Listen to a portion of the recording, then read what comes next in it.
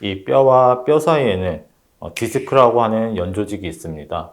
이 연조직은 약하기 때문에 밀려 나오거나 해서 뒤쪽에 있는 신경근을 누를 수가 있는데요.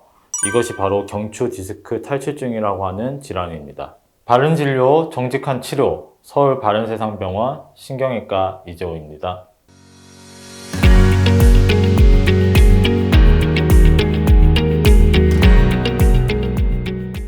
척추는 우리 몸의 중심인 기둥의 역할을 하는 조직이고 총 33개의 뼈로 구성이 되어 있습니다.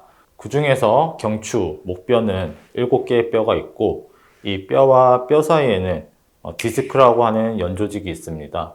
이 연조직은 약하기 때문에 밀려 나오거나 해서 뒤쪽에 있는 신경근을 누를 수가 있는데요. 이것이 바로 경추 디스크 탈출증이라고 하는 질환입니다. 대표적인 증상으로는 목의 통증이라든지 목의 움직임 제한 같은 것들이 있을 수가 있는데요. 더 진행이 돼서 경추 디스크가 신경을 누르게 된다든지 신경근을 누르게 되면 목 뒤쪽으로 그리고 어깨, 팔, 손가락까지 내려가면서 통증이라든지 저림 증상이 생길 수가 있고 보다 심한 경우에는 마비 증상이 생기면서 젓가락질이라든지 물건을 잡았을 때 물건을 떨어뜨리는 등의 현상이 생길 수가 있습니다. 우선 초기에 해볼 수 있는 방법으로는 수술적인 치료보다는 비수술적인 치료를 해볼 수가 있습니다.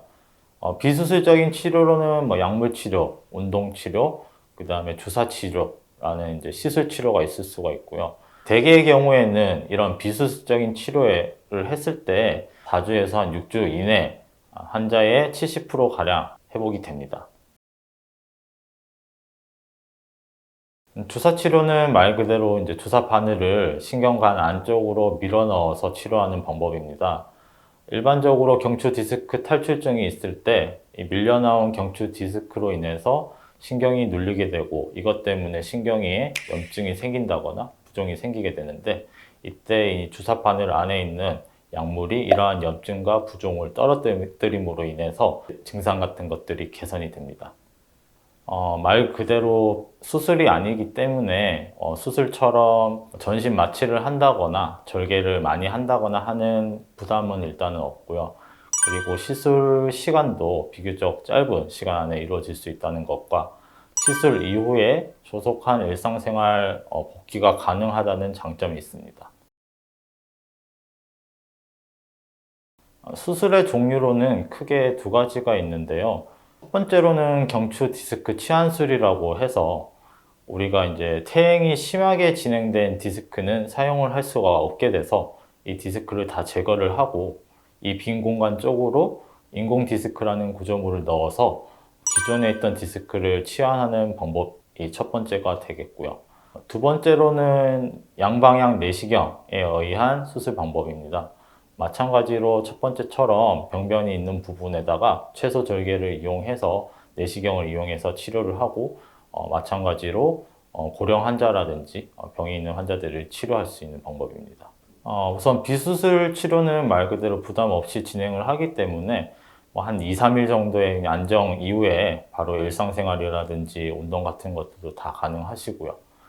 수술적인 치료는 조금 복잡한데 우선은 수술이란 과정이 간단하지는 않기 때문에 수술 이후에 일주일 정도까지는 그래도 조심을 하시는 게 좋고 보조기를 반드시 착용을 하시면서 생활을 하셔야 됩니다. 3일차부터 해서는 일반적으로 간단한 보행이라든지 경추 스트레칭 등을 이용해서 목의 움직임을 좀 부드럽게 해주는 방법이 필요하고요. 한 3개월 정도부터 해서는 이제 운동까지도 가능하다고 판단이 됩니다. 우선 주변에서 볼 수 있는 수건 같은 것들을 이용하는 게 제일 좋은데요. 수건을 이렇게 돌돌 말아서 목 뒤쪽으로 넣은 채로 목을 뒤로 젖히면서 다시 쉬어주고 각각 10초간 반복을 해주시면서 총 5회를 반복을 해주는 게 좋고요. 이때 중요한 거는 몸을 뒤로 젖힐 때 어깨와 등을 같이 뒤로 쫙 펴준다는 느낌으로 해주셔야 됩니다. 중요한 거는 이제 통증이 혹시나 운동하는 도중에 진행이 된다거나 이후에 발생을 했을 때 무리하게 진행 안 하는 게 중요하고요. 네, 척추는 몸의 중심이다, 생활의 중심이라고 생각합니다. 아프실 때 꼭 미루지 마시고 병원 내원하셔서 제때 치료 받으시기 바랍니다. 환자분들의 안녕과 건강을 위해 늘 최선을 다하도록 하겠습니다. 감사합니다.